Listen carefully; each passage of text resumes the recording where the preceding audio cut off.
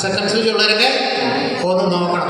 അപ്പം സാറിന് എന്താ പറയണമെന്ന് ചുരുങ്ങിയ വാക്കുകളിലൂടെ നമുക്കറിയാൻ സാധിക്കും. സാർ പ്ലീസ് കൊടുക്കും. Thank you sir.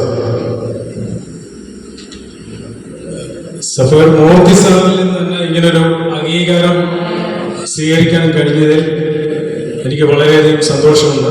അത് സാറിന് അഖിലമാർക്കും നന്ദി അറിയിക്കുന്നു. ഞാൻ സുഭാഷ് സാർ ഇവിടെ പറഞ്ഞ പോലെ തന്നെ ഞാൻ KSRTC ഏകദേശം ഒരു 16 വർഷത്തോളം ഒരു പാനൽ കണ്ടക്ടറായിട്ട് ജോലി ചെയ്തു.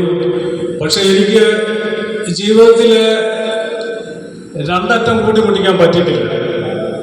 വളരെ യാദൃശ്യമായിട്ട് ജോലി മാഡത്തിനെ ഞാൻ കണ്ടുമുട്ടുന്നു. മാഡം എന്നെ നിർബന്ധിച്ചാണ് ആർസികൾ വിമർശനം പഠിപ്പിച്ചത്.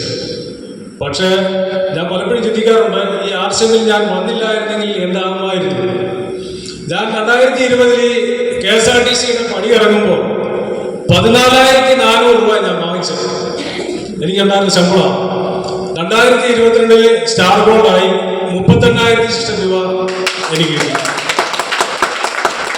അതിനുശേഷം ബിസിനസ്സിൽ സ്വല്പം ഇറക്കങ്ങളുണ്ടായി.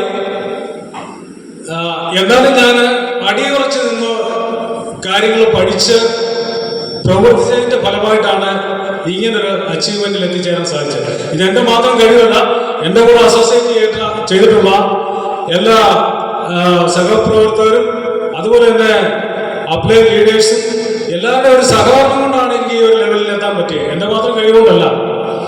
തീർച്ചയായിട്ടും പിന്നെ എനിക്കിന്ന് നല്ലൊരു അഭിമാനമുണ്ട്. ഞാൻ 2022 സ്റ്റാർ ഗോൾഡ് ആയപ്പോൾ എൻ്റെ ഒരു ചിരകാല സ്വപ്നമായിരുന്നു ഒരു ബുള്ളറ്റ് എടുക്കുക എന്നുള്ളത്. RCM തന്ന ഒരു കോൺഫിഡൻസ് കൊണ്ട് ഞാൻ 2.5 ലക്ഷം രൂപ വിലയുള്ള ഒരു ബുള്ളറ്റ് എടുത്തു. അതുപോലെ തന്നെ പേഴ്സണാലിറ്റിയിൽ വളരെയധികം ചേഞ്ചുകളുണ്ടായി.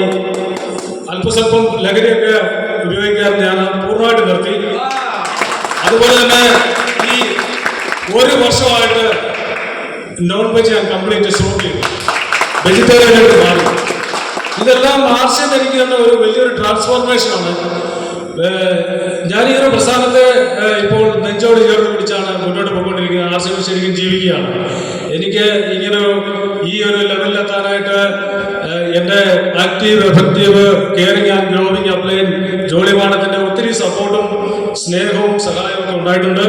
അതുപോലെ ഏപ്രിൽ സാറ്, അദ്ദേഹം ഞാൻ ഒരിക്കൽ ഈ RCM വിട്ടുപോകാൻ ഒരുങ്ങിയതാണ്. പക്ഷെ അദ്ദേഹം എന്നെ മോട്ടിവേറ്റ് ചെയ്തതിനകത്ത് പിടിച്ചു നിർത്തി.